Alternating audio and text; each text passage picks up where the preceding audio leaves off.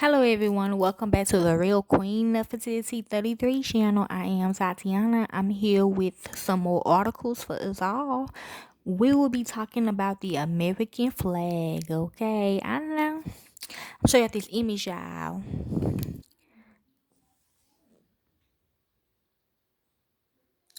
Okay, y'all. So if you are rocking with the real most high with the United States, we are the blue and the stars.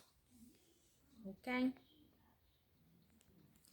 And the red and the white is representing, Bloody Mary, which is God and her crew, okay? And also when we put them out, I don't know, you gotta be spiritual to really, you gotta really pay attention to a flying flag. You gotta really pay attention to American flag. 'Cause like it's like if it going right, we good. If it going left, something happening. If it's just stuck, something is happening. Okay, so you gotta really pay attention to it though.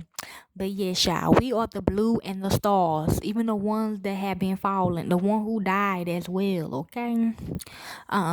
This been war anyway since 95, okay? Well, 94, 95, I'm gonna say 95. We always been living in war, okay, y'all? So, even you ain't never signed nothing, you are in war, okay? So, they are the stars, they are blue, okay?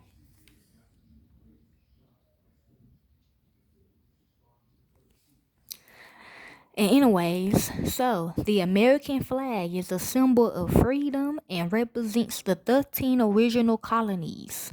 The first official American flag, known as the Betsy Ross flag, was adopted on June the 14th, which is coming up, 1777, which is now celebrated as Flag Day. Okay, so let's begin with the article.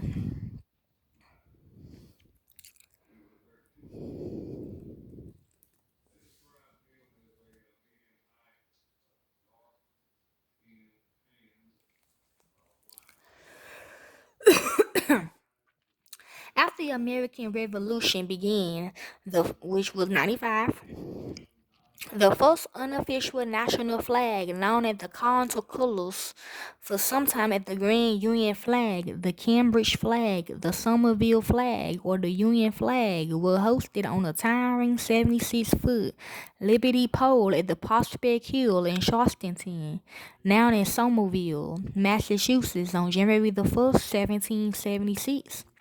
It was raised at the behest of General George Washington, whose headquarters were nearby. The flag had 13 horizontal stripes, possibly of red and white or of red, white, and blue.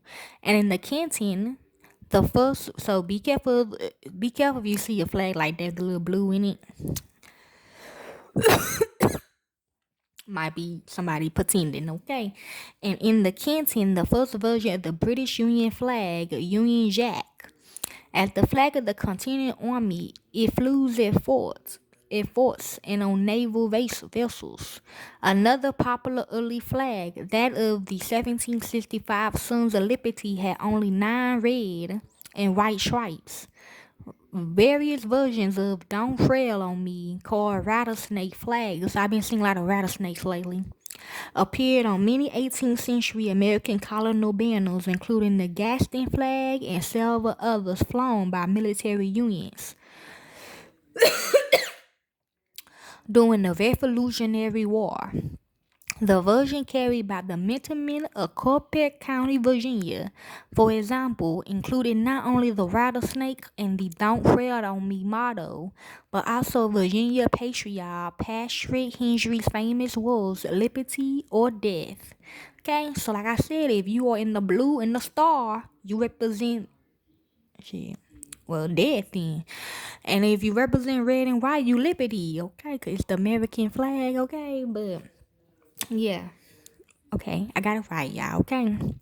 The first official national flag, formally approved by the Continental Congress on June the 14th, 1770,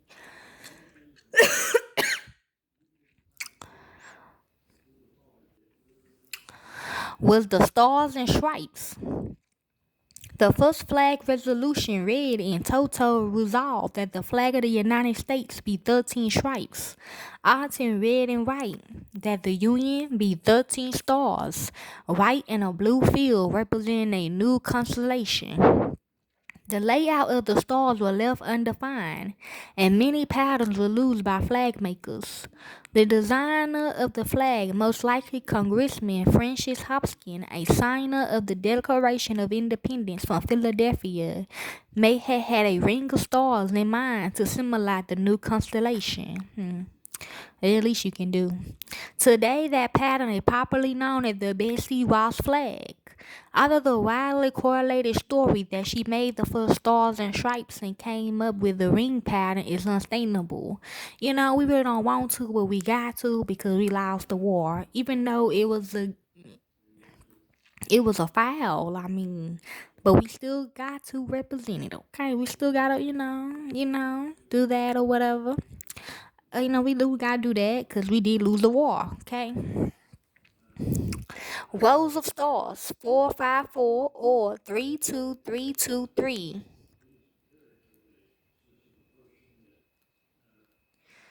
So 454 means 13, so 4.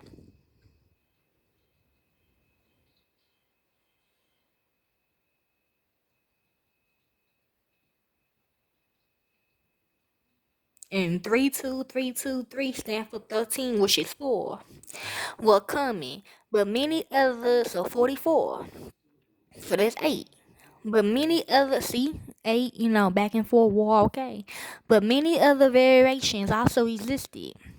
The new stars and stripes formed part of the military colors carried on September 11, 1777 at the Battle of the Brandywine. Perhaps its first such used.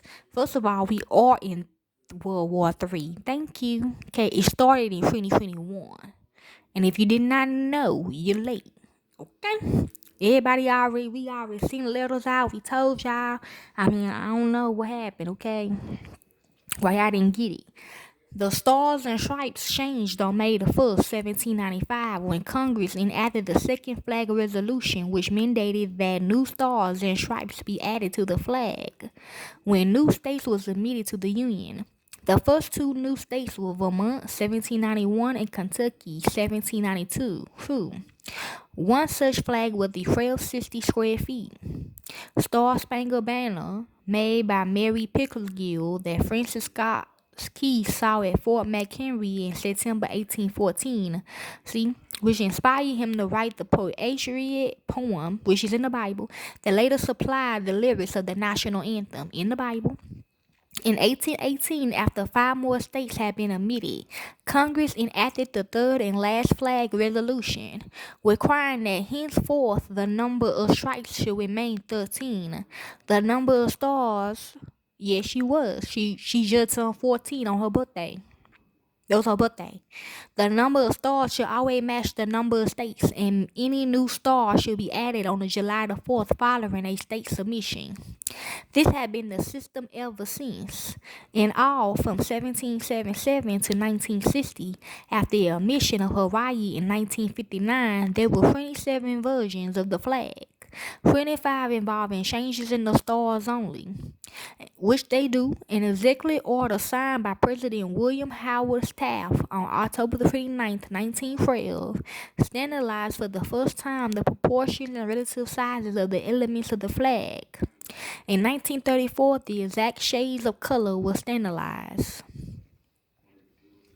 There is no official assignment or of meaning or symbolism to the colors of the flag. However, Charles Thompson, Secretary of the Continental Congress, in describing the proposed Great Seal of the United States, suggested the following symbolism. White signified purity and innocence, red hardiness and valor, and blue signified vigilance, SIC, perseverance, SIC, and justice. As with many other national flags, the Stars and Stripes had long been a focus of patriotic sentiment. Since 1892, millions of children have recited the Pledge of Allegiance to the flag at the start of each school day, and the lyrics of the national anthem was also concerned with the flag. Well, most kids said they did not learn this in school, but my kids did. Okay, everybody live in my city. We have real school. I don't know about y'all, but we have real school. Okay, that's not. I mean, that's not possible. Okay, them schools should be support. Them schools should be reported. Okay, cause that's not right. That's not right. That is not right. You know that ain't right. After the U.S. Supreme Court ruled, oh, I killed your bitch ass. Okay, remember that? Mary, you hear me? God, you hear me? Okay then. The fuck? After the U.S. Supreme Court ruled in 1989 that all flag desecration laws was unconstitutional, some veterans and patriot groups pressured legislators to adopt laws or a constitutional amendment prohibiting flag desecration. Such legislation had been opposed on the ground that it would infringe on the constitutional guaranteed First Amendment freedom of expression. During the American Civil War, the Confederate States of America began to lose their first flag, the Stars and Bars, on March the 5th, 1861. Soon after, the first Confederate battle flag was also flown. The design of the Stars and Bars varied over the following 2 years. On May the 1st, 1863, the Confederacy adopted its first official national flag, often called the Stainless Banner.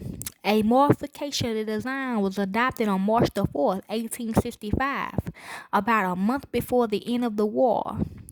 In the latter part of the 20th century, many groups in the South challenged the practice of flying a Confederate battle flag on public buildings, including some state capitals.